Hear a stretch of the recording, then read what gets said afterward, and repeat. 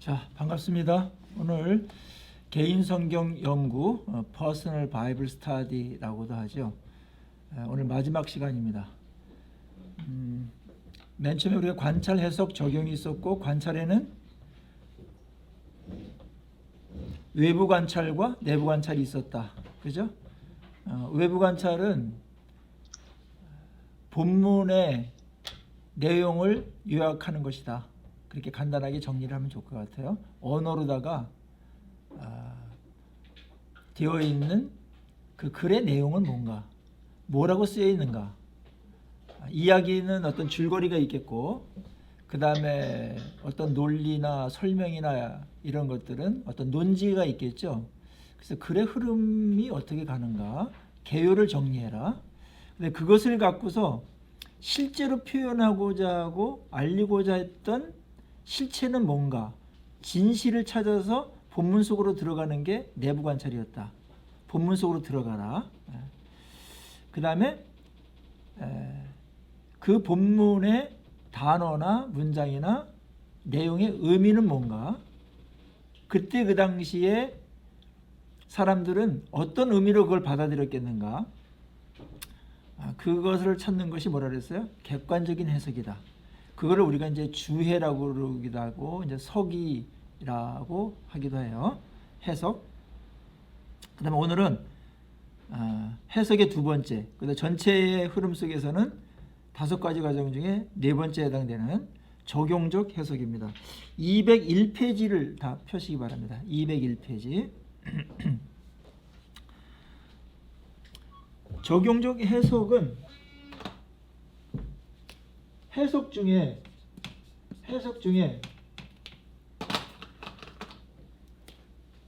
첫 번째가 객관적 해석이 있다고 그랬죠.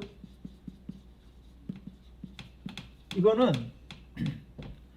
그때 당시에 어떤 의미가 있었는가, 이걸 찾는 거예요. 성경을 맨 처음에 썼을 때 최초의 독자들이 있었겠죠. 예를 들자면 모세오경을 모세가 썼으면 최초의 독자들은 출애굽한 백성들이란 말이에요.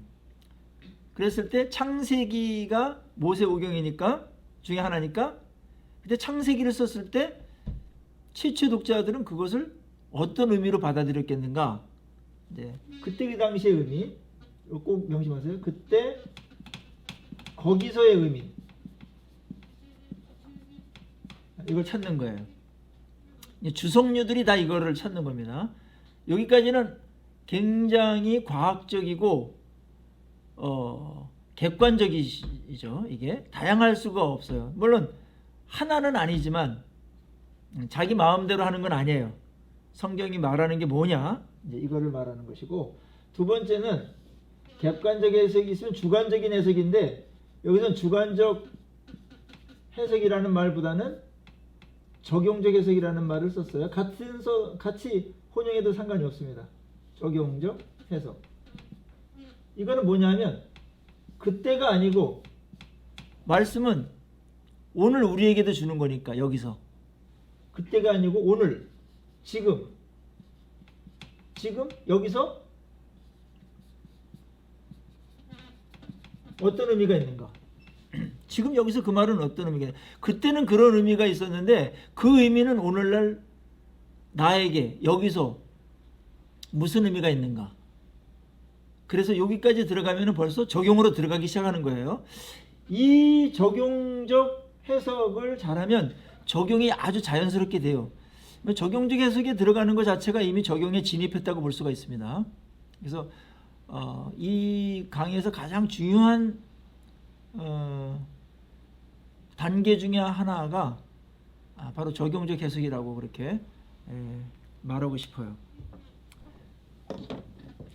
그러면 적용적 해석을 어떻게 할 수 있는가? 적용적 해석은 본문에서 보편적인 진리를 뽑아내는 거예요. 이거를 비유를 좀 들어보면, 우리가 이제 밀을 추수하잖아요. 그걸 그대로 먹을 수가 없잖아요. 그거를 털어서 자루에 넣어가지고 그 다음에 밀가루를 만드는 방앗간에 가겠죠.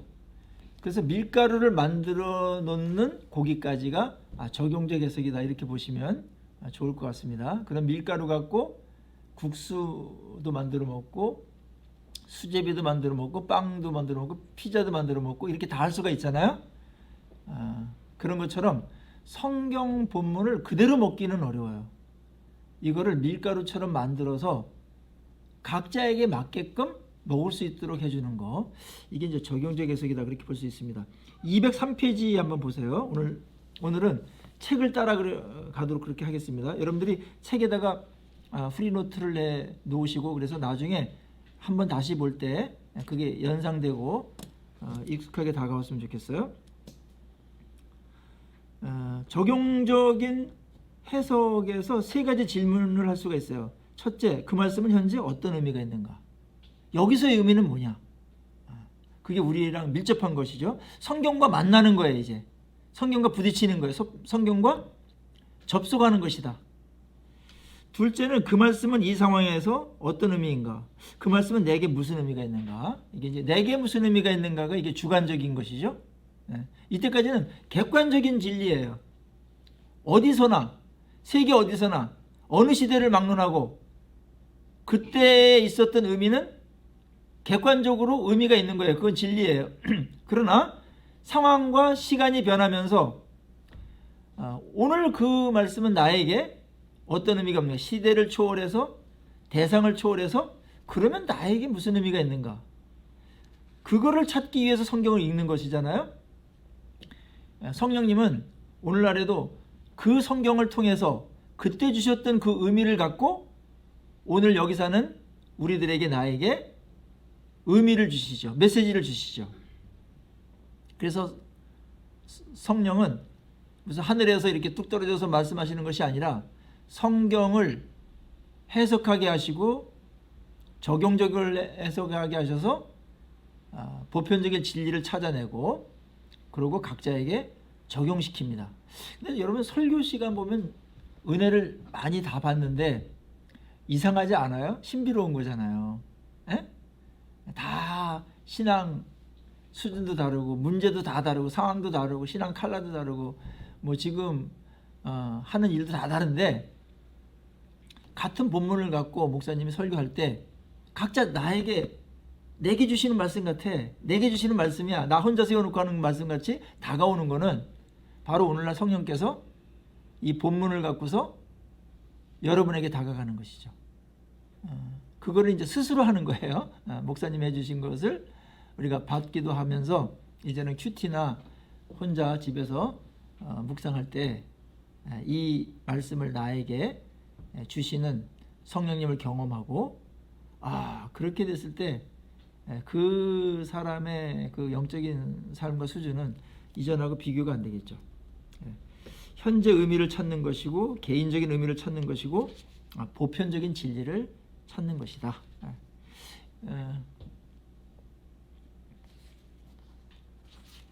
자, 그러면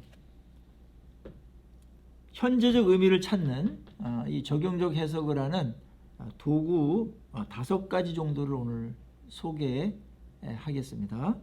첫 번째가 206페이지에 나오는 원리 추출하기입니다. 원리 추출하기. 굉장히 중요한 도구예요.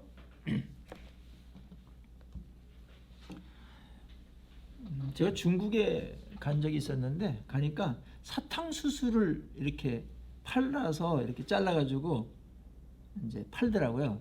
근데 이거 따가지고 씹으면 이게 굉장히 달달해요. 그래서 버리고 뭐 이제 끄시건 버리고 이제 삼키고 그러는데 그게 이제 설탕의 원료잖아요. 그래서 설탕을 만드는 걸 보니까 그 사탕수수밭 쫙 펴가지고 이거를 이제 뭐 이제 겉에는 다 태우기도 하고 이제 제거를 한 다음에 그걸 액기스를 짜더라고요. 짜가지고 증발시키면 그게 흑설탕 같은 게 나오는 거예요. 그 바로 흑설탕을 만드는 거, 그게 바로 원리다, 원리. 그러니까 설탕을 만들면 설탕 갖고 많은 것을 활용할 수가 있잖아요. 그러니까 거기에 액기스가 있는 거예요. 본문에는 어떤 원리가 있는 거예요. 그 원리를 찾는 것이 성경 연구의 핵심입니다. 어떤 본문이든지 오늘 나의 상황과 똑같은 상황은 없어요. 그건 그때 거기서의 상황이에요. 독특한, 단회적인. 그러나 그것이 오늘날에도 의미가 있게 되는 것은 원리가 있기 때문에, 그 원리에 의해서 그게 만들어졌기 때문에 그런 거예요. 예를 들면은 로마서 16장 16절에 보면 너희가 거룩하게 입맞춤으로 서로 문안하라, 그런 대목이 있잖아요. 그런데 오늘날 이거를 그냥 적용적 해석이나 어떤 객관적 해석 안 하고 그냥 순종한다고 생각해 보세요. 그러면은 징계 먹겠죠. 그 다음에 뭐 성추행범으로 몰리기도 하고 그럴 거예요. 그거는 그 당시의 문화 속에서 그들은 그렇게 한 거예요. 서로 입맞춤으로 문안하는 거는 친밀한 사랑의 표현이죠. 이거는 이성 간에도 그렇게 했어요. 그 문화가 그걸 허용했으니까. 그러나 오늘날에 이거를 그대로 적용할 수는 없잖아요. 그럼 뭘 이거를 찾아가지고 적용을 우리가 오늘날 할 수 있을까요? 원리요, 원리. 입맞춤으로 서로 문안하라, 그 말은 친밀한 사랑의 표현을 해라, 그거예요. 그러면 우리 한국 상황에서는 지금 2022년 요 상황 속에서는 친밀한 사랑의 표현을 하는 게 원리니까 우리는 어떻게 적용하고 순종할 수가 있죠? 뭐 아주 가까우면 허깅할 수도 있고 악수할 수도 있고, 그렇죠?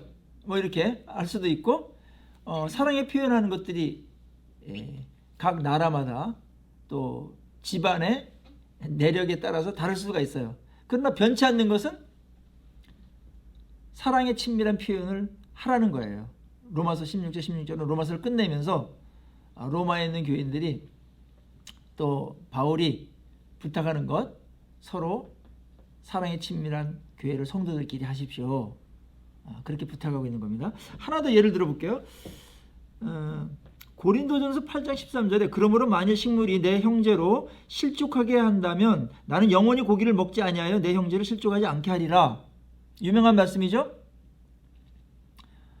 당시에 고기는 주식이에요. 그런데 그 고기가 고린도 사회에서는 어떻게 나왔냐면 우상의 도시니까 우상에게 드렸다가 시장에 나와서 판단 말이에요. 그랬을 때 우상에게 바친 거를 바울 사도가 먹는 거를 초신자가 보고서 우리 선생님은 예수를 믿는 분이 어떻게 우상에 바쳤던 그런 고기를 먹어? 이렇게 해서 실족하게 되거나 덕을 잃어버린다면, 그런 사람이 있다면 나는 고기를 영원히 먹지 않겠다, 그런 얘기예요. 그러니까 이 말씀은 고지고대로 나도 고기를 먹지 말아야지 이렇게 가면 안 되는 거예요. 그걸 맛있게 드세요. 그거 또 영양 보충도 해야 되는 거예요. 그건 또 삶을 또 풍성하게 하는 것이기도 해요. 그러나 이 말씀을 적용한다고 그랬을 때 어떻게 적용해야 되지?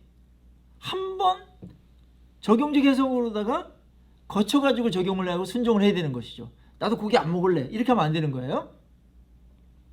그러면은 여기에 고기를 안 먹겠다라는 그 배경과 함께 바울이 가졌던 원리는 뭐죠? 나에게 자유로 준 것이고 권리도 있고 성경이 허용하는 것이기도 한데, 그것이 다른 사람에게 실족하게 하는 것이 된다면 나는 그 권한을, 그 자유를 절제하거나 포기하겠다, 그런 것이죠. 그게 원리죠. 원리, 건덕에 대한 문제고, 이거는 다른 사람을 세우고 넘어뜨리냐에 대한 문제예요. 죄냐 선이냐에 대한 문제가 아니에요. 차원이 더 높은 거예요. 그래서 바울은 다른 사람이 내가 자유를 누리는데 그것에 의해서 실족한다면 나는 그걸 포기하겠다, 그게 고기를 안 먹겠다, 이거예요. 이게 굉장히 아름다운 거예요. 우리 기독교가 죄만 안 짓는 것으로 끝나면 50점밖에 안 돼요. 여기까지 가야 됩니다. 그래 품격도 있고 배려도 있고 함께 아름답게 살 수가 있는 거거든요. 근데 고기를 끊는다라는 거는 굉장한 절제 아니겠어요? 그거는 우리가 뭐 피자 끊는 거랑은 뭐 돼지고기 안 먹는 거랑은 그건 비교가 안 될 정도로 엄청난 자기가 희생을 하는 거예요. 근데 건덕을 위해서, 다른 사람의 실족을 막기 위해서 그렇게 하겠다. 이제 그게 원리라면은 오늘날에 우리는 그 원리를 아니까 적용할 게 많겠죠. 예? 만약에 뭐 너무나 비싼 차를 타고 다니지 않는다든지 그건 자유예요. 그러나 가난한 사람들이 볼 때 저건 아닌데 뭐 이런 사람이 몇 명이라도 있다면 조금 낮춰가지고 타겠다. 뭐 그렇게 한다든지. 서울의 강남의 어느 교회에 아주 부잣집 귀부인이 교회를 나가게 됐어요. 그래서 교회 나갈 때 아주 밍크 코트를 쫙 빼입고 나갔어. 뭐 하나에 5천만 원짜리를 쫙 걸치고 쫙 이렇게 이제 폼 잡고 나갔는데 딱 가보니까 강남이라고 다 잘 사는 게 아니야. 공장에 다니는 아가씨들도 있고 그다음 아주 뭐 노숙자들도 있고 막 이래요. 그래 자기가 깨달았어. 내가 이렇게 비싼 옷을 입고 가는 게 그들에게는 상처가 되겠다. 그래서 회개를 하고 회개까지는 아니지만 덕을 세워야 되겠다 이렇게 깨닫고 밍크 코트는 잠잘 때나 입고 나갈 때는 깔끔하게 좀 이렇게 검소한 그런 옷차림으로 가야 되겠다. 이렇게 적용하는 게 바로 이걸 적용하는, 이걸 순종하는 거예요. 아셨죠? 이걸 순종하는 거예요. 우리 교회에 이제 한 학생이 학생회장이었었는데 영진고등학교를 다녔어요. 벌써 한 꽤 오래됐는데, 근데 얘가 영진고등학교에서 서울대를 한 명을 갔는데 얘가 서울대를 합격한 거야. 그래가지고 감사원금을 딱 올렸어. 서울대 합격해 주셔서 감사합니다. 하나님께 영광을 돌립니다. 이랬어. 그 내가 읽지 않았어요. 왜 그랬을까요? 떨어진 학부모들도 많은데, 떨어진 학생들도 있는데. 그래서 내가 걔를 불렀어. 홍환인데, 홍환아, 내가 왜 말하는지 알겠지? 그러니까 똑똑하니까 안다 그러더라고요. 우리에게 더 어려운 사람들도 배려하자. 그리고 하나님께 영광 돌리는 건 네가 잘한 거다. 이게 바로 고기를 안 먹는 거란 말이에요. 그럼 성경을 이렇게 보면은 우리 모두에게 적용할 게 너무나 많은 거예요. 아셨죠? 그러니까 적용을 어려워하는 거는 문자대로만 하니까 원리를 못 찾고 문자대로 하니까 어려운 거거든요. 그래서 어떤 본문이든지 거기에 원리가 있다. 여러분들 한번 지금 어떤 본문을 한번 대보세요. 제가 적용하는데 도움이 되도록 해드릴게. 요것만 찾으면 알아서 다 적용하게 돼 있어요. 할 게 많아요. 여러분 한번 어떤 본문을 한번 얘기해 보세요. 어떤 이야기나 뭐 비유나 뭐 언뜻 생각나는 거 어떻게 적용할지, 적용해서 어떻게 해야 될지 실습을 같이 숙달된 조교로부터 시범을 보일 테니까 한번 어느 거 얘기해 보세요. 여기 오신 분들 중에 본문 생각나는 거. 자, 갑자기 생각이 66권이 그렇게 많은 생각이 안 나죠. 그럼 오늘 큐티 본문 좋아요.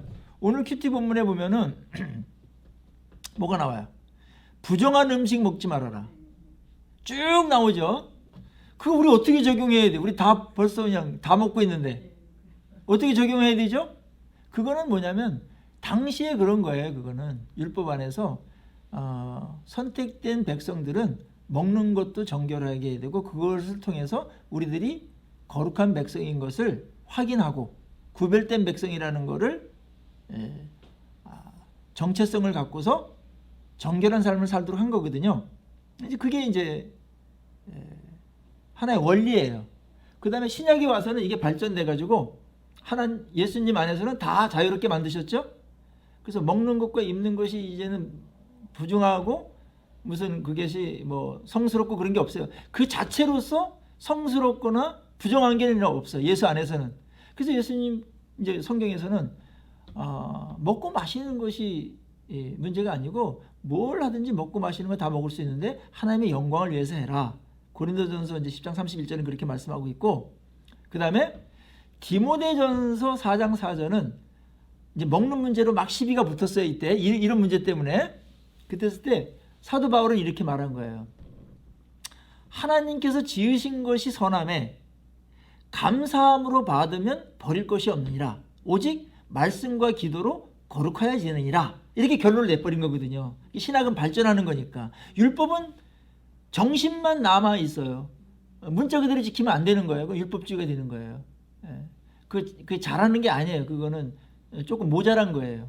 그러니까 신약에서 그것을 해석을 하고 예수 안에서 완성된 것에 대해서는 하나님 그거 하라고 그랬을 때 어떤 원리가 있을 거 아니에요. 핵심 어떤 메시지가 있을 거 아니야. 그거를 취하고 안식일도 마찬가지고 할례도 마찬가지고 먹는 것도 마찬가지고 제사 지내는 거는 예수님이 단번에 다 완성됐기 때문에 안 지내도 돼요. 신령과 진정으로 예배 드리면 되는 거예요. 예수님을 의지해서 이제 이렇게 적용이 되는 것이거든요.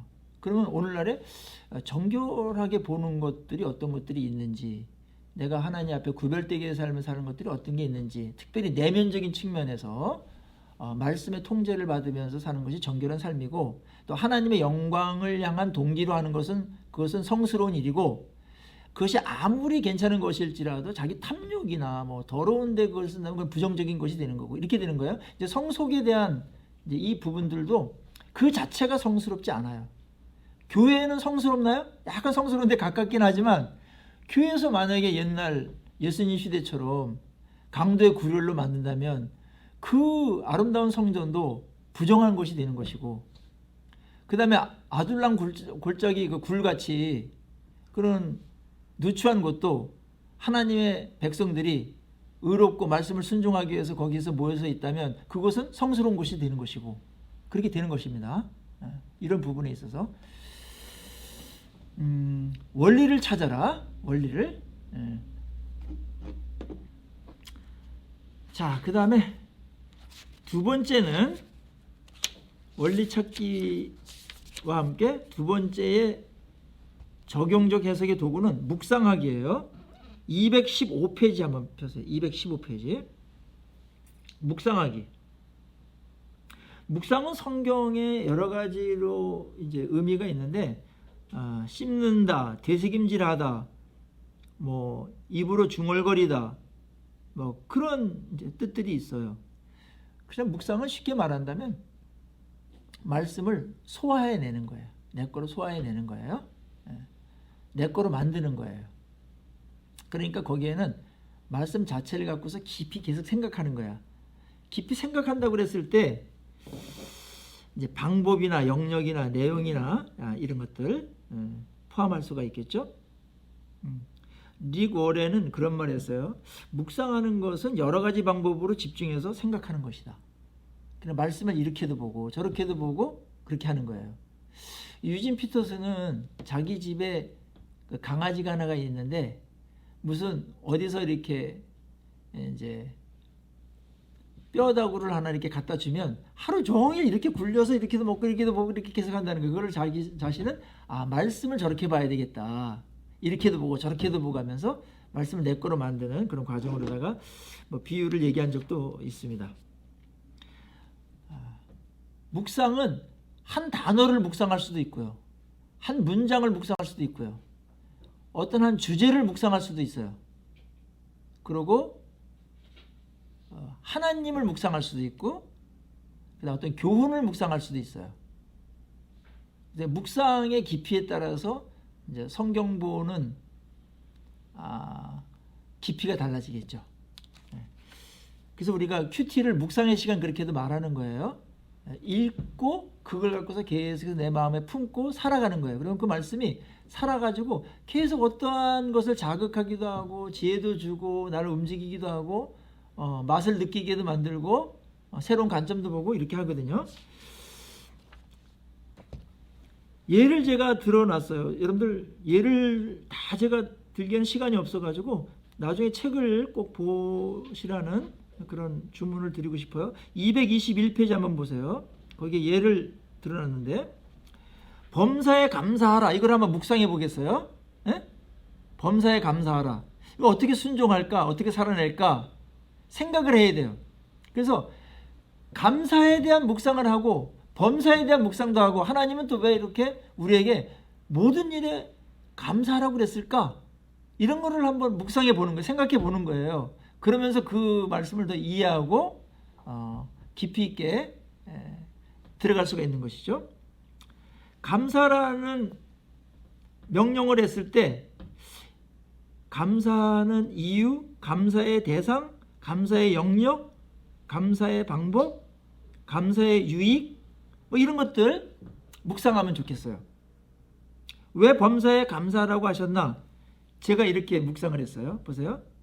감사하면 뭐가 좋아지길래 하나님께서 묵상하라고 했을까? 분명 하나님은 이것이 우리에게 유익이 되기 때문에 범사에 감사하라고 했을 텐데, 감사하면 어떤 유익이 있을까? 여러분 한번 감사에 대한 묵상 어느 정도 이미 하고 있어요. 그죠? 감사하면 뭐가 좋아져요? 감사하면 그 유익을 알면은 더 쉽게 순종할 수 있겠죠. 알고 순종할 수 있겠죠. 감사하면 뭐가 달라져요? 내 마음이 어때요? 편안해진다. 불평보다 엄청 편안해져. 갑자기 편안해지죠. 그죠? 감사의 이 마력이 있어요. 그래서 하나님이 그런 이유 때문에 감사하라고 그러는 이유가 여러 이유 중에 하나일 거예요. 그 다음에 또 감사하면 뭐가 달라져요? 감사하면 쉽게 불평의 문으로, 불행은 불평의 문으로 들어오고 감사의 문을 거쳐서 행복의 문으로 들어간다. 그런 말이 있잖아요. 감사하면 행복 지수가 높아져요. 그렇죠?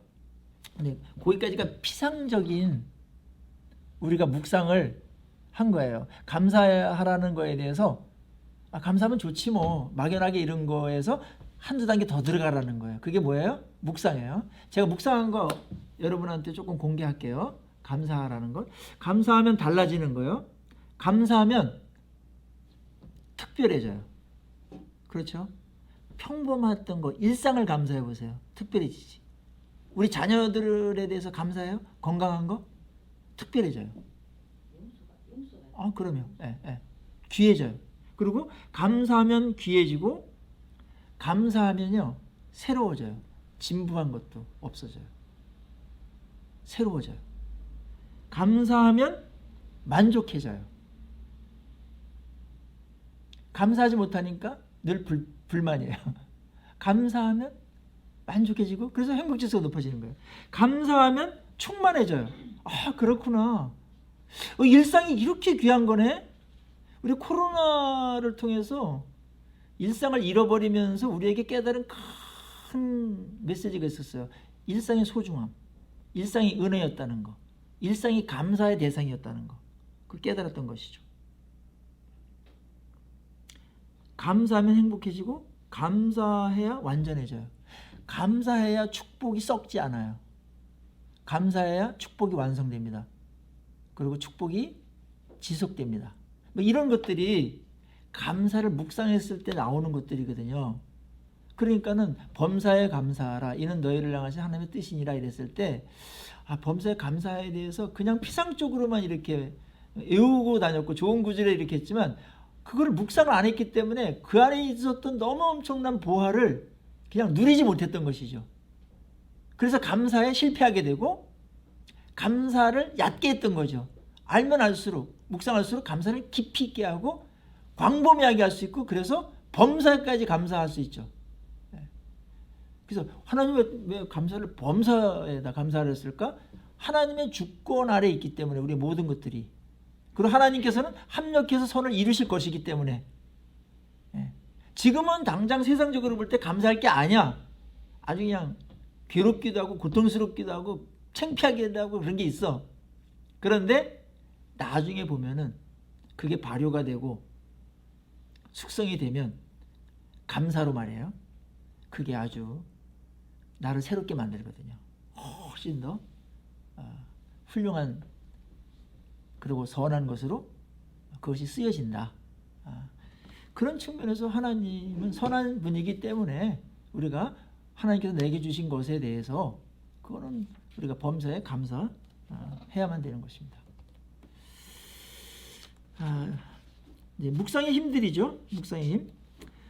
그리고 이제 한 단어를 묵상할 때 요한복음 6장 33절 제가 여기 예를 들었는데 유명한 말씀이죠. 그런즉 너희는 먼저 그의 나라와 그 의를 구하라. 그래야만 이 모든 것이 너에게 더해지리라. 그 말이에요. 그랬을 때 한 단어씩 떼어가지고 그런즉을 묵상하는 거예요. 그런즉 우리가 하나님의 백성이라는 거예요. 너희는 유대인이거나 세상적인 사람들이 아니고 구원받지 못한 사람이 아니라 하나님의 구원받은 자녀라는 거예요. 너희는 먼저 우선순위, 먼저 이랬기 때문에 우선순위 그의 나라와 그 의를 구하라. 그의 나라가 뭔지 하나님의 통치죠. 하나님의 영광이죠. 그의 의를 구하라. 그의 말씀을 구하는 것이고 그의 뜻을 구하는 것이죠. 이게 최우선적인 것이다. 그리하면 조건부적인 축복이죠. 보상이죠. 그리하면 이 모든 것은 안문맥에 따르면 먹고 마시고 입는 것이에요. 일상에 필요한 것들이에요. 세상적으로 필요한 것들이에요. 이거는 이 모든 것을 너희에게 더해 주신다. 엄청난 약속이죠. 더해 주신다. 영적인 축복과 함께 우리에게 일상에 필요한 것들도 더해 주신다. 사실 우리의 삶의 원리 중에서 이 우선순위만 제대로 된다 하더라도 우리는 훌륭한 삶을 살 텐데 우리는 이 우선순위를 거꾸로 살 때가 얼마나 많은지 몰라요. 우리는 이 모든 것을 먼저 구하고 그 다음에 남으면은 그 나라 그 의를 구하겠다. 이런 입장에 있을 때가 많죠. 그러면서 나의 우선순위를 뒤집고 가치를 뒤집고 그렇죠? 우선순위를 뒤집으면서 가는 것이 이제 하나님의 나라 백성들의 삶인 것을 그리고 우리가 하나님께 먼저 우선순위를 띄워서 그의 나라와 그 의를 구하며 갈 때 세상에 필요한 것들에 대해서 하나님이 책임지겠다. 그거 얼마나 넉넉하고 안전한 거예요. 우리가 바둥바둥하지 않더라도 물론 노력하지 말라는 얘기가 아니에요. 지혜도 주고 사람도 만나게 되고 하나님께 최후 공급하시기도 하고 그래서 하나님은 모든 것 주인이시니까 이 모든 것 뭐 그걸 먼저 구하는 너희인데 아무리 많이 맡겨도 위험하지 않다. 먼저가 뭐냐? 먼저 그 싸움 분명히 하라는 것이거든요. 예수 믿을 때 우리가 이제 이게 정리가 안 되면 기왕이면 뭐 이렇게 세상에서 잘 되는 게 좋지 않습니까? 이런 얘기 하잖아요. 근데 기왕이면이라는 게 2차적인 건데 부수적인 건데 기왕이면 이렇게 말할 때 보면 그게 명분적으로는 하나님의 일이 중요하다 이렇게 말하면서 진짜 속에 갖고 싶었던 우선순위는 가장 최고로 갖고 싶은 것은 기왕이면이죠. 기왕이면 다홍치마. 내가 나를 속이고 싶은 거예요. 왜냐하면 그게 좀 창피하니까. 성경을 아는 거죠. 그렇지만 진짜 그렇게 살아갈 때 하나님의 나라도 경험하지만 이 땅에서 필요한 것은 하나님께서 우리에게 적절하게 채워주신다. 우리 자녀들의 미래에서 먹거리가 없다든지 뭐 직장이 없다든지 그런 문제도 이 문제를 적용할 필요가 저는 있다고 봐요.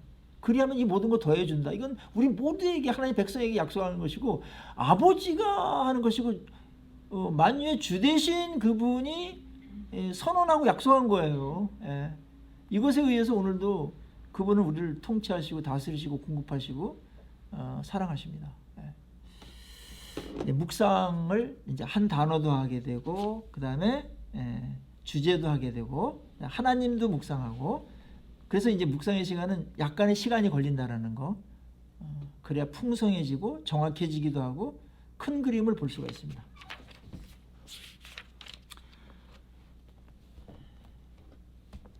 자, 묵상은 여러분이 어떤 말씀을 이렇게 큐티나 이런 걸 읽었는데 아니면 공과책에 나와 있는 걸 설교 준비를 하려고 그거를 내용을 파악하고 다녀요. 그러면서 차를 기다리는 시간이든지 그다음에 멍 때리는 시간이든지 뭐 잠이 안 올 시간이든지 아니면 의도적으로 뭐 이렇게 쓰면서 묵상하겠다 이렇게 적극적으로 집중해서 하는 시간이든지 말씀을 넣고 다니시라고요. 그럼 그 말씀이 계속 우러나와서 곰탕처럼 계속해서 말씀이 나오게 돼 있어요. 그걸 묵상이라고 말하는 거예요. 그것이 여러분에게 영양소가 되고 소화됩니다. 묵상이라는 원어는 메디테이션, 영어로 메디테이션이죠. 메디테이션. 근데 이게 약을 복용하는 거랑 똑같은 거예요. 약을 복용하면 약이 우리 안에 들어가서 소화가 되면서 약 성분이 피 속을 통과해 가지고 모든 부분에다 전달돼 가지고 아픈 부분이나 이런 데를 치유하고 그다음에 진통도 이제 약하게 만들고 뭐 이런 일들을 하잖아요. 말씀을 우리가 먹을 때 우리의 전 존재의 말씀이 들어가 가지고 말씀의 영양소 들어가서 우리를 새롭게 하고 그 다음에 힘도 주고 평안도 주고 영이 자라게 하고 이렇게 한다는 겁니다. 그러니까 말씀 중심이라는 것은 묵상을 해야만 말씀 중심이에요. 묵상이 빠진 것은 말씀 중심이 아직 아니에요. 그걸 착각하면 안 됩니다. 은혜 받았다? 은혜 받은 걸 한 단계 더 해야 돼요. 묵상해야 돼요. 은혜 받은 거를. 오래도록 내 마음에 넣고서 계속해서 그 말씀을 소화해내는 작업을 해야 됩니다. 그래야 우리가 그 말씀에 의해서 영혼이 자라가게 돼요. 성숙하게 돼요. 이 작업을 빼버리고 은혜는 많이 받았는데 묵상을 안 했다. 그거는 그냥 설사하는 것 같은 영양가를 엄청나게 좋은 산삼을 먹었는데, 녹용을 먹었는데 그냥 배탈이 나가지고 그냥 일회용인, 안 한 것보다 낫겠지만 그런 너무나 아까운 이제 그런 일들이 있는데, 묵상을 해서 내 거로 만들어라. 그래서 큐티를 아침에 하면 좋은 게, 아침에 그 본문을 넣고 다니세요. 버스를 타거나 출근할 때도 그렇고 집에 있을 때도 그 말씀을 계속해서, 그러다 보면 그 말씀이 내 마음속에서 계속해서 새로워지면서 말씀의 다스림을 받게 됩니다. 말씀이 임하게 되는 일들이 이제 벌어지게 되죠. 저는 이제 강해 설교를 하는데, 주일날 설교가 끝나잖아요. 그러면 설교가 끝나는 동시에 그 말씀에 대한 묵상도 새롭게 다시 하지만, 다음 설교를 위해서 월요일쯤이면 본문을 읽어놓고 마음에 계속 갖고 다녀요. 계속 이렇게 갖고 다니는 말씀, 일주일 내내 갖고 다니다가 금요일이나 토요일날 설교 준비를 합니다. 묵상하는 걸 정리하면 되는 것이죠. 그러면 이미 묵상을 하면서 내게 은혜가 됐고, 내게 말씀이 임했던 게 있고, 깨달음이 있고, 그렇죠? 말씀에 붙들린 게 있고, 말씀을 경험한 게 있고, 이렇게 이런 일이 생긴단 말이에요. 묵상을 오래 할수록 좋아요. 깊이가 있고요, 숙성이 됩니다. 묵상의 힘은 엄청난 건데요. 한국 교회가 묵상을 조금 더 훈련시켰다면 엄청나게 말씀을 내 거로 만들었을 텐데, 내 거로 말씀을 소유하지 못했어요. 묵상한 것만 내 거예요. 나머지는 다 그냥 머리지식입니다. 그거는 나한테 그렇게 큰 영향을 주지 않아요. 나의 삶을 변화시키거나 내면을 변화시키거나 영혼이 자라게 하거나 하는 것은 묵상을 통해서 한다는 거. 그것이 읽었든지 들었든지 큐티를 했든지 연구했든지 묵상을 반드시 통과해야 돼요. 묵상을. 그래서 다섯 손가락이 있는데 책을 이렇게 올려놓잖아요. 요거는 그냥 새끼손가락은 듣기야. 그 다음에 검지는 이게 뭐 읽기야. 이거는 연구하는 거야. 근데 이게 힘이 있으려면 뭐죠? 엄지가 중요해. 엄지로 딱 잡을 때 흔들림이 없죠. 진짜 내게 되는 것이죠. 엄지가 바로 묵상하는 것이라고 저는 봅니다. 묵상할 때 말씀이 말씀다워지죠. 말씀이 정말 얼마나 능력이 있는가를, 얼마나 엄청난 것인가를 우리가 경험하게 되는 것이죠. 묵상은 조금 광범위하게 쓰이긴 해요. 그러나 말씀을 곱씹고 반추하고 내 거로 만드는 소화작용이다. 그렇게 이해하면 좋겠습니다. 그 안에 들어가면 여러 가지 설명할 것들이 많겠지만요. 책을 읽고 좀 여러분께서 나중에 참고하시면 되겠습니다. 자, 그 다음에 적용적 해석의 세 번째 도구, 그거는 여러 시각으로 보는 겁니다. 본문을 여러 시각으로 보는 거예요. 본문의 사건은, 또 진술은 점이나 선이 아닙니다. 입체입니다. 입체. 그래서 여러 면들이 있어요. 다이아몬드처럼 여러 면이 있어요. 그래서 여러 면을 볼 때 제대로 보는 것이고, 한 면마다 메시지가 있어요. 적용할 게 있어요. 자, 이 부분을 이해하면은 본문이 엄청나게 풍성해질 텐데요. 여러 관점으로 보라는 거예요. 예를 들면 탕자의 아버지의 비유를 예를 들자면, 탕자의 입장에서 주로 많이 보죠. 탕자의 비유를. 그다음에 아버지 입장에서도 볼 수 있고, 그 다음에 큰아들의 입장에서도 볼 수가 있겠죠. 적어도 세 관점이 거기 등장인물에 따라서 볼 수가 있고, 거기에 메시지가 있단 말이에요. 그런데 종합적으로 봤을 때 아버지가 주인공이잖아요. 그렇죠? 둘째 아들은 아버지가 돌아가시지도 않았는데 유업을 받아가지고 나가서 탕진해가지고 돌아왔고, 그때 아버지가 그 아들을 잘못한 걸 묻지 않고 돌아온 것만으로도 아주 기뻐하면서 맞이하고 잔치를 베풀고 그 다음에 가락지를 끼우고 새신을 신기고 잔치를 하는 놀라운 일들이 벌어지잖아요. 물론 탕자의 그런 관점이 가장 많이 나와요. 그러나 첫째 아들에 삐져가지고 이제 들어오지 않는 부분들도 그 본문에 나오잖아요. 나가 있을 때 뭐 양 새끼도 한 마리 안 잡아주더니 막 이러면서 삐져가지고 안 나는데 이게 다 네 건데 왜 그러냐 이러면서 나 아버지의 마음을 모른다. 그렇게 하면서 그 첫째 아들은 집안에 있는 탕자로다가 이제 이야기를 합니다. 사실은 유대인들이 이제 그런 입장이었고, 그 다음에 창기들이나 죄인들이 돌아온 것은 이제 둘째 아들 같다. 우리는 그래서 둘째 아들 같은 입장이니까 금방 그쪽이 공감을 하고 동일시하죠. 하나님의 어떤 그 파격적인 사랑을 얘기해요. 하나님께 돌아왔을 때 야단치거나 그러지 않고 따뜻하게 맞이해준 그 놀라운 사랑. 우린 그걸 또 칭의적인 관점에서도 볼 수가 있어요. 칭의. 하나님께 돌아와서 예수님을 믿는 순간 과거의 것은 묻지 않는다. 다 용서받고 아들로 삼아주신다. 그리고 하나님 입장에서, 그러니까 아버지 입장에서 보는 게 가장 중요해요. 아버지는 왜 그렇게 맞이했을까? 왜 묻지 않았을까? 이런 부분에 있어서 아버지의 사랑이 이게 엄청난 사랑이구나. 그거를 이제 부각시키기 위해서 탕자가 탕자다워야 됐던 것이죠. 그래서 이 전체를 보면은 아버지가 누군가를 소개하는 거예요. 문맥 전체적으로도 그래요. 첫 번째가 이제 이 배경이 예수님께서 죄인들의 집에서 식사를 할 때 유대인들이 죄인들하고 밥을 먹어? 그렇게 이제 비아냥됐을 때 이제 잃은 양의 비유, 잃은 드라크마의 비유, 잃은 아들의 비유를 이제 잇따라서 얘기하잖아요. 이제 그 잃은 걸 찾았다라는 것이고요. 하나님은 그들을 귀하게 여기는, 너희들의 생각과 같은 건 하나님이 아니다. 그래서 하나님이 어떤 분인가를 얘기하는 건데, 그래서 이 탕자의 비유에서 여러 시각이 있고 여러 관점들이 있고 등장인물들이 다 메시지를 갖고 등장해요. 그러나 메인 메시지는 아버지가 누군가, 아버지는 어떤 아버지인가, 어떤 하나님인가, 그것이 이제 주제죠.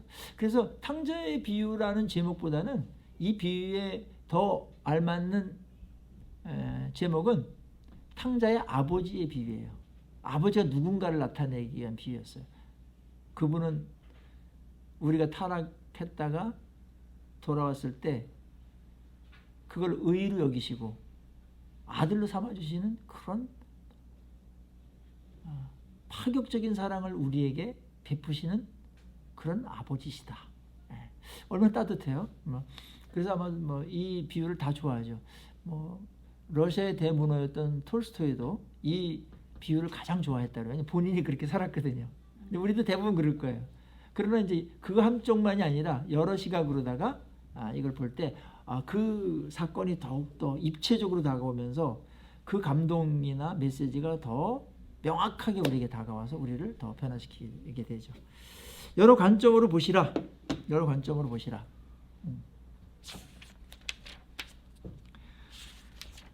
자, 그 다음에 234페이지요. 234페이지 보면은 네 번째, 오늘의 언어로 풀어라. 요거는 조금 쉽지는 않아요. 완전히 소화해냈을 때 오늘의 언어로 풀거든요. 그러니까 어떤 본문을 여러분들이 읽고 개요를 정리하고 줄거리를 정리하고 그 다음에 그 이야기를 누군가에게 말해줄 때 성경에 있는 용어를 써서 말할 수도 있으나 소화를 완전히 한 상태에서는 성경적인 용어가 들어가는 것은 불가피하겠지만 내 언어로 다 설명할 수가 있다. 그럼 그 사람은 그걸 완전히 소화하고 이해한 거거든요. 예수님이 구약을 완전히 능통하셨을 거 아니에요. 그래서 율법이나 구약에 있는 메시지를 예수님이 어떤 비유나 이런 것들로다가 새롭게 그걸 설명하시잖아요. 완전히 소화해냈기 때문에 자기 언어로 다 소화해냈다는 말이에요. 그래서 이건 또 다른 해석이에요.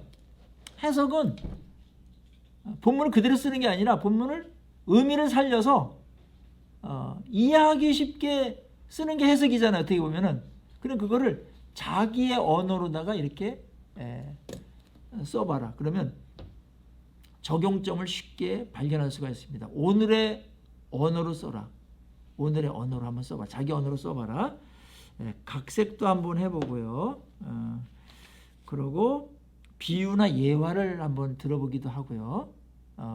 본문을 설명하거나 이해하는 데 있어서 비유나 예화, 이거 한번 들어보세요. 한번. 그러면 말씀이 확 이렇게 눈에 이제 다가오거든요. 생활 용어로 한번 표현해봐라. 저는 기도에 대해서 여러분들 237페이지 보세요. 기도하라는 얘기가 성경에 많이 나오잖아요. 근데 기도란 뭘까? 그랬을 때 성경적인 정의가 있고 그거를 묵상을 해서 오늘의 언어로다가 표현을 해보면 더 와닿는다는 거예요. 제 말. 무슨 말인지 아시겠죠? 자, 보세요. 237페이지에 기도는 이런 거예요.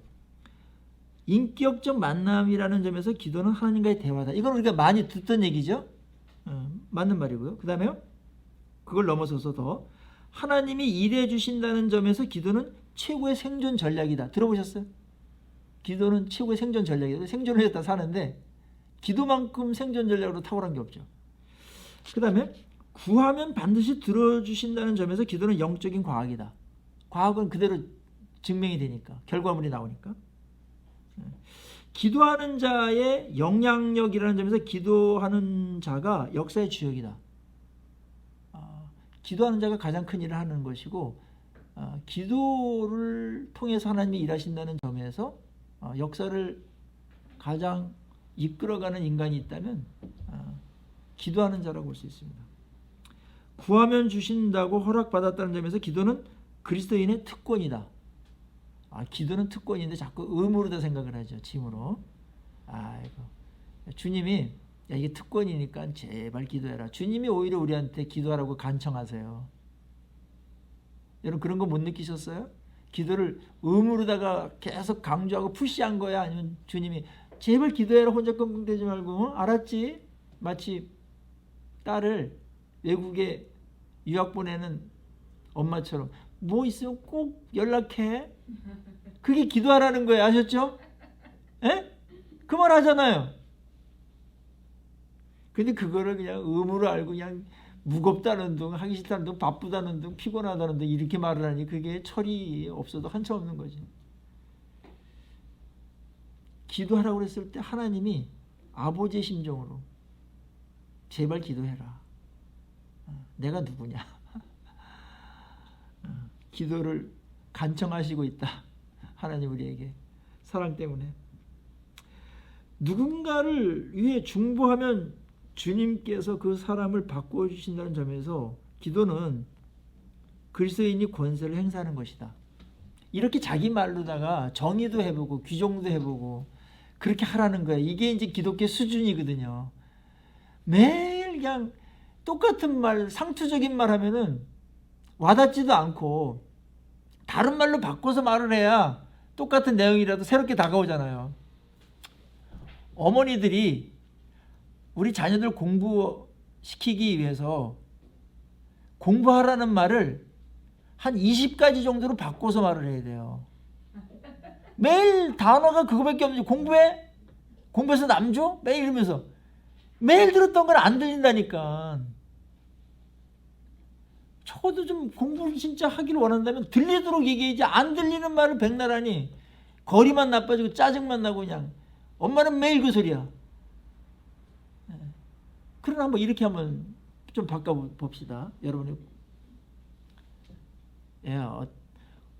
이제 기분 좋을 때 얘기해야지. 이것도 농부가 그 성실한 농부라면 그 농부는 뭘 하겠냐?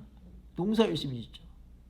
군인이 충성스럽고 성실하다면 뭘 하겠냐? 열심히 훈련받고 국가 지켜야죠. 의사가 성실하고 충성하는 건 뭘까? 환자 잘 고치는 거죠. 그럼 학생은 또 성실한 게 있을 텐데 그게 뭘까? 공부하는 거예요. 이렇게 될까요? 그래야지 좀 설득이 되지. 공부해! 막 이러면서. 아이고, 그게 말 안 하는 게 낫다니까. 사이라도 좋아져요. 말 안 하면. 자기 언어를 왜 안 쓰냔 말이에요. 매일 어디서 상투적인 말이나 하고 그러니까 듣기 싫은 말이 돼버린 거지. 그게 잔소리라는 거예요. 그게 듣는 사람을 배려 안 하는 거예요. 그러니까 말씀도 기도해라 그런 것들을 우리가 쓸 수 있지만 기도를 좀 다른 말로 그 다음에 훌륭하게 지라는 말도 있지만 또 다른 말로다가 이렇게 만들어라. 그거를 연구하고 해야 돼요. 그래야 그 새로운 말이 나와요. 사랑은 빌립보서 1장 9절에 말씀, 사랑은 연구하는 거예요. 연구하지 않는다면 그 사랑이 조금 약한 거예요. 자기식으로 사랑하는 거예요. 그거는.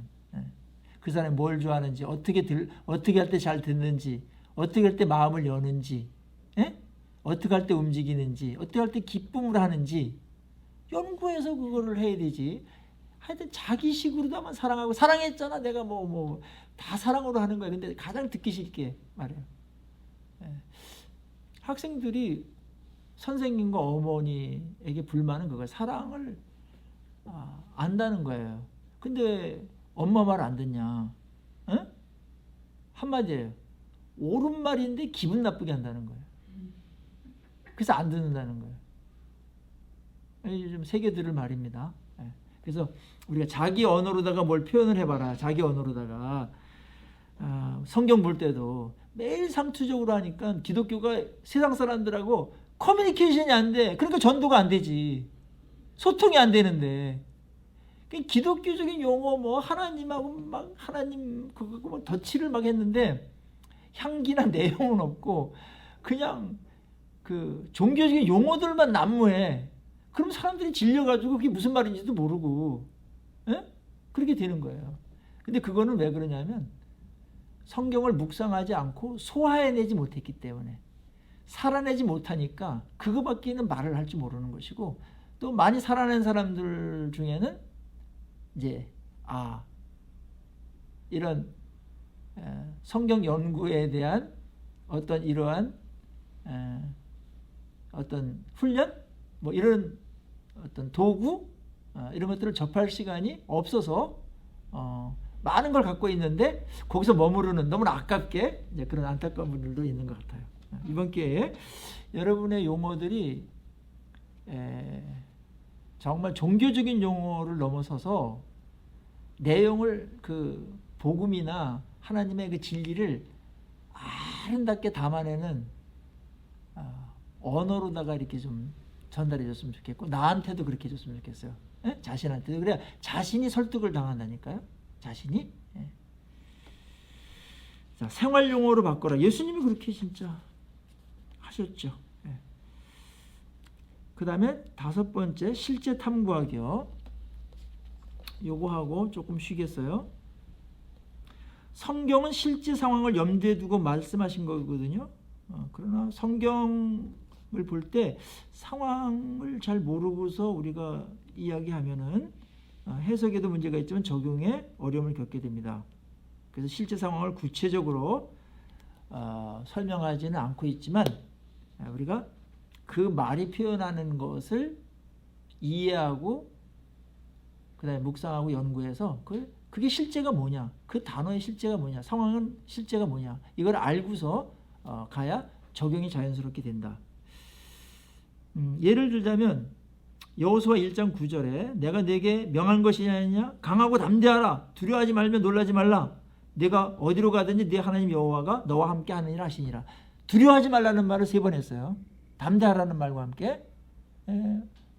여호수아가 모세가 죽은 이후에 요단을 정복하러 갈 때, 가나안 땅 정복을 할 때 얼마나 두려웠겠어요. 그걸 아시고 하나님이 두려워하지 말라 그렇게 말한 거예요. 자, 명령은 두려워하지 말라예요. 이 취임식을 할 때 두려워하지 말라 그 말을 가장 많이 강조했다라는 것. 여호수아가 떨고 있었기 때문에.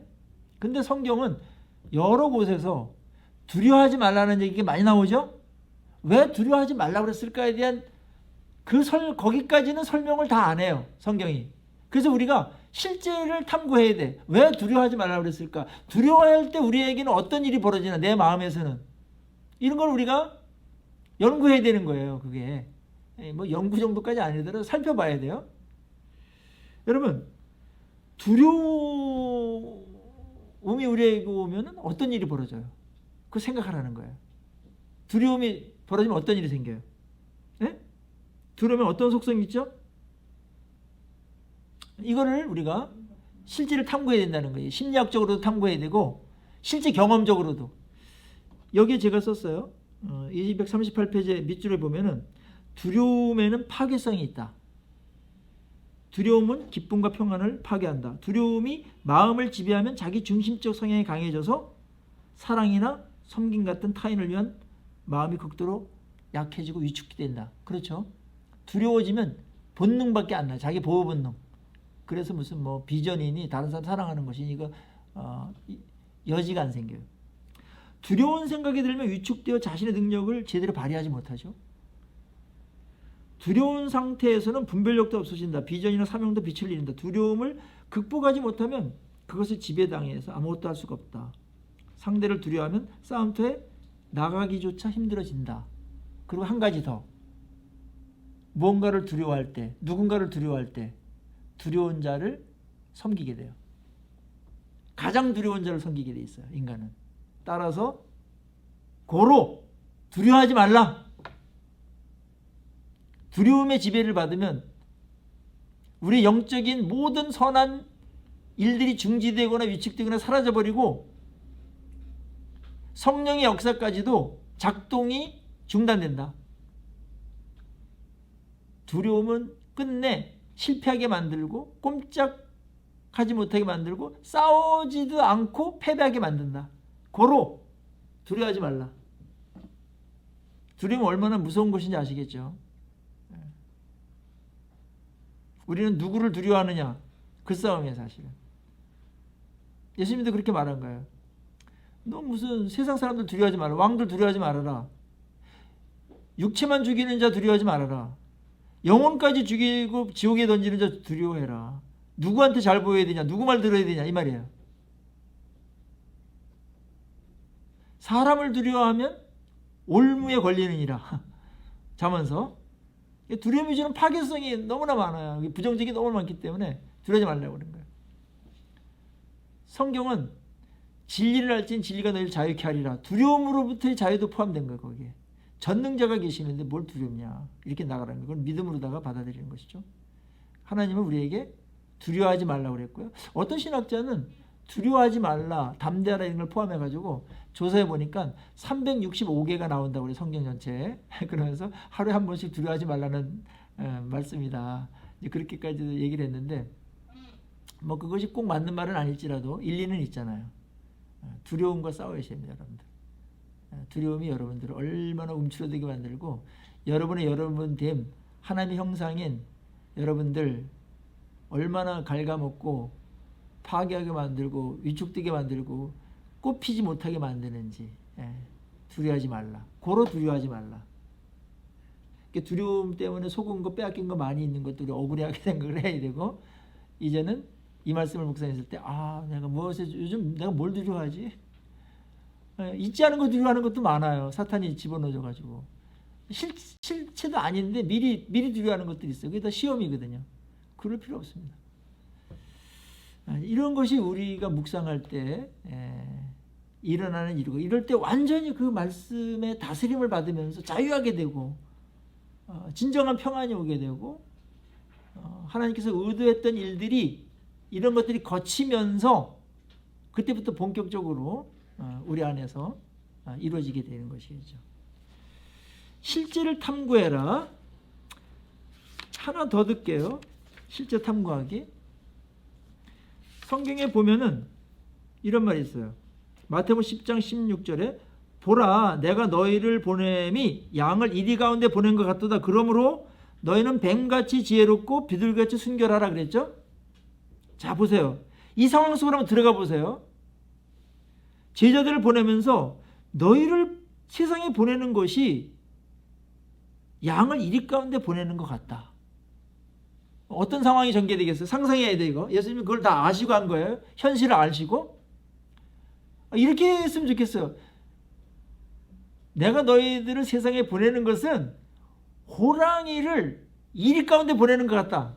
이랬으면 그냥 신나가 이것들 다 죽었다 이러면서 나갈 텐데 거꾸로야. 양을 싸우지도 못하고 뭐 이렇게 약해하는데 양을 이리 가운데 보내는 것 같다. 어떤 일이 벌어지겠어요? 양이 이리 가운데 갔어. 이리가 득실된 애 갔어. 전도하러 갔어. 어떤 일이 벌어지겠어요? 물리고 뜯기고 핥히고 막 넘어뜨리고 막 갖고 놀겠죠. 예?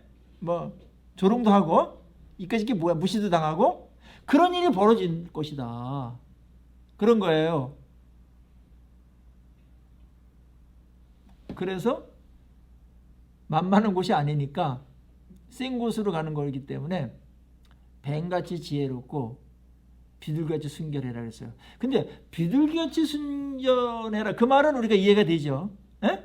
이렇게 흠 없이 깨끗하게 사는 거예요. 에? 책 잡힐 게 없이 살아가는 거예요. 근데 뱀같이 지혜로우라는데 뱀이 뭐가 지혜로워요? 이게 실제로 알아야 된다는 거예요. 알았죠? 그래야 그걸 이해하고 행할 거 아니에요. 뭐 말만 외우고 뭐 뱀같이 지혜롭고 비둘기처럼 순전해라. 비둘기처럼 순전한 거 좀 조금 이해가 돼. 뱀같이 지혜롭고 실제를 몰라. 뱀을 몰라. 뱀. 뭐 땅꾼 정도 전문성이 있으라는 얘기가 아니에요. 당시에 뱀이 어떤 지혜가 있을 거 아니야. 그러니까 예수님이 이거를 적절한 지혜, 여러 지혜가 있겠죠. 다른 동물도 지혜가 있는데 뱀 같은 지혜가 필요하다. 뱀이 뭐가 지혜가 있어요, 여러분?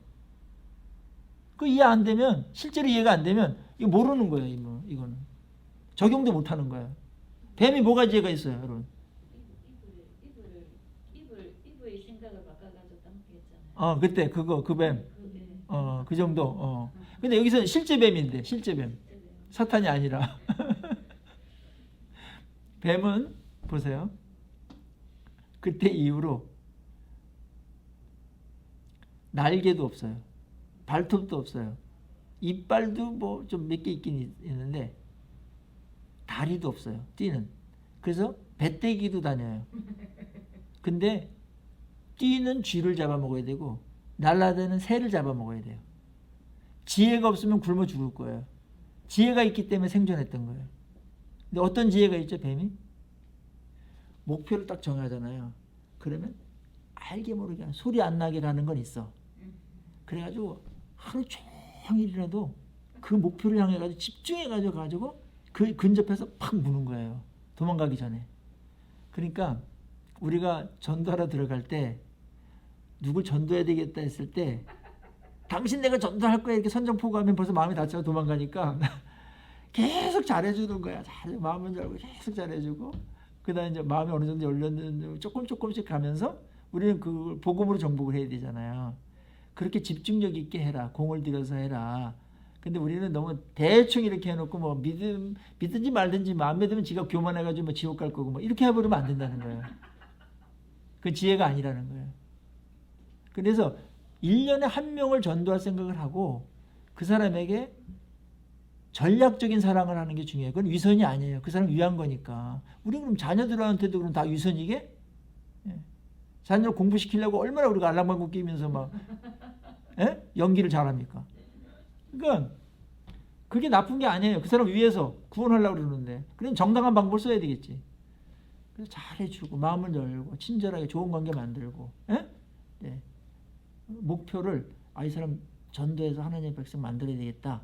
그러니까 하나님께 달려있는 것이긴 하지만 지혜가 필요하다는 거예요. 저는 전도에 지혜가 빠져버리면 이 전도가 안 되는 것 같아요. 그래서 사도 바울도 엄청나게 지혜를 많이 짜내서 뭐 때때로 율법 있는 자에게 율법 있는 자답게 없는 자가 없는 자답게 막 뭐 할례도 받게 했다가 마음 받게 했다가 막 그러고 막 하기도 하고 머리도 깎고 막 이러기도 하면서 고린도 교회에서는 또 막 변론도 하고 뭐 여러 가지 막 했잖아요. 이게 다 지혜거든요.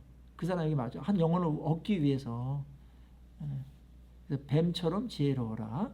뱀은 고지혜가 있어요. 그 다음에 양이 이리 가운데 갔을 때 상황을 보면은 그 이리들이 뭐 이렇게 뭐 어디서 굴러온 논팽이야 이게 순둥이가 왔어 이래가지고 막 이렇게 핥히기도 하고 넘어뜨리고 그랬을 때 양이 어떻게 반응해야 돼요? 막 대들어야 돼요?